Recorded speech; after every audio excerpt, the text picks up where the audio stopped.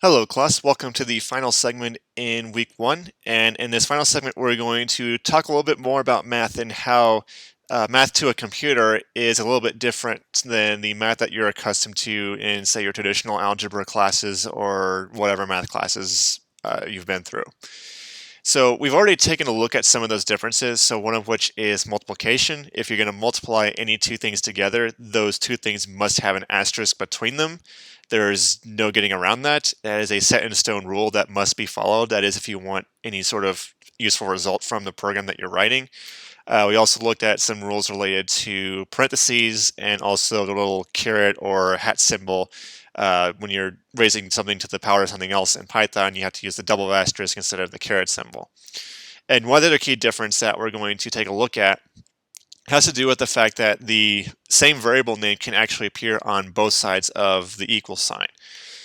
And in your algebra class, from an algebraic point of view, this doesn't make any sense at all because how can a variable or how can a quantity be equal to itself plus one? It's for a finite quantity, that's just simply not possible. But there is in fact a way to do this, and I'm going to go ahead and disable some other print statements in here before I run this program so that we can avoid being confused. But to a computer, this actually can be intelligible. This actually makes sense as long as there's only one variable or one thing to the left-hand side of the equal sign, and all the math is on the right-hand side of the equal sign.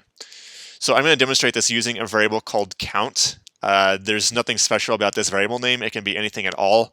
The main takeaway message here is to accomplish what you're going to see here, the same variable name has to exactly appear the same way on both sides of the equal sign in order for this to work. So starting at the top here, we have a variable called count, which we set equal to 0. And then down here on line 15, I have count, setting count equal to count plus 1. And the way that the computer is going to read this off is it's first going to take a look at the what's on the right-hand side of the equal sign. So on the right-hand side, the equal sign is going to see count plus 1. So just like before, it's going to take the value of count, the current value of count, which we see up here is 0. So it's going to take that value of count, which is 0, plug it in for this part of the equation here so that we get 0 plus 1. So the end result of what's on the right-hand side will in fact be 1, and it will take that result, that 1, and store it in what's on the left-hand side.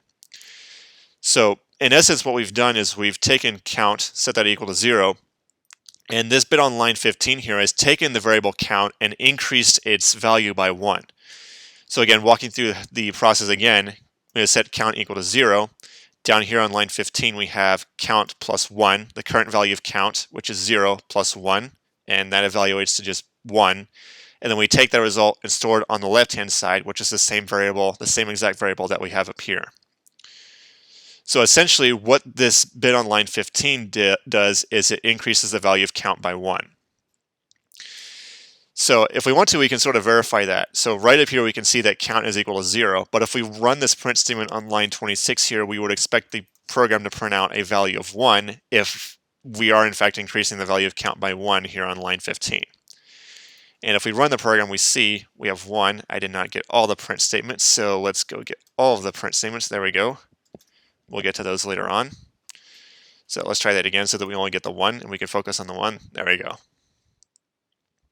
So count started off as 0, its value got increased by 1, and then we print out what the new value of count is. Sorry about that. And it's very important that the same exact variable name does appear on both hand sides of the equal sign to accomplish this, and it's also very important that the variable has a starting value. Because if we're telling the computer to increase the value of count by 1, if count is not defined before this, then it's kind of a question of how do I increase the variable by 1 if that variable isn't defined to begin with. It doesn't really make a whole lot of sense. So when you're going to use something like this, what's on line 15, and you'll actually be using a setup like this a lot during the course of the semester, just some Vera Warning, so make sure you understand what's going on here. But when you use a setup like this, you must give your variable a starting value. Otherwise, it's like, how do I add 1 to a value that isn't even defined? It doesn't really make a whole lot of sense from a mathematical or a programming standpoint. So make sure you've given it a starting value to begin with, and then once you've given it a starting value, then you can employ a statement like what's on line 15. So again, essentially what's on line 15 is we take the variable count, which again appears on both sides of the equal sign, and we're increasing that value of count by 1. And similarly, we can do something with a subtraction instead of an addition. So it's the same setup that we have up here, count equals count plus 1, but here I have count equals count minus 1. So we've already verified that as of line 26, the variable count is holding on to a value of 1. So on line 32, if we take a look at how the computer is going to read the right-hand side here, of the right-hand side of this equal sign, it's going to look up what the value of count is, which at this point in the program, we've established using this print statement that count is 1. So it's going to plug in 1 for this part of the expression. So we get 1 minus 1, which is 0. And that result of 0 then goes on the left-hand side, which again is the same variable count. So essentially, what we have on line 15 here will increase the value of our variable count by 1. And what we have on line 32 will decrease our value of count by 1, or our variable of count by 1. And again, there's nothing special about the variable count. This can be any variable at all. It can be X, Y, Z, A, B, C, D, the most epic variable in the history of mankind, although that would be really, really tedious to type out over and over again, but it could absolutely be a valid variable here. The main takeaway message is the same variable appears on both sides of the equal sign, and that is in fact something that the computer can act on, even though from an algebraic standpoint, it doesn't make a whole lot of sense. So again, count equals count plus 1, same variable name. That essentially increases the value of count by 1. And then count equals count minus 1. Again, the same variable name. That will essentially decrease. I did not mean to do that. There we go. That will essentially decrease the value of count by 1.